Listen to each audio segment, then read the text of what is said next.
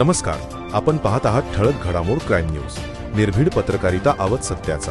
चाकणमध्ये पोलिसांचा कारवाईचा धडाका, 20 तळीरामांना अटक. चाकण परिसरात उघड्यावर दारू पिणाऱ्यांविरुद्ध पोलिसांनी मोठी मोहीम राबवली असून तब्बल 20 तळीरामांना अटक करण्यात आली आहे.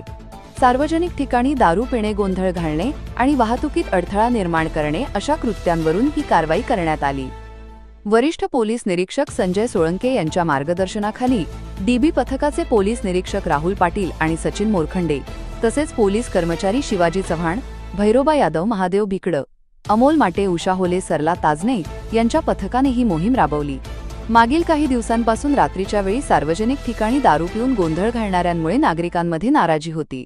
त्यावर पोलिसांनी गस्त वाढवून थेट कारवाई केली.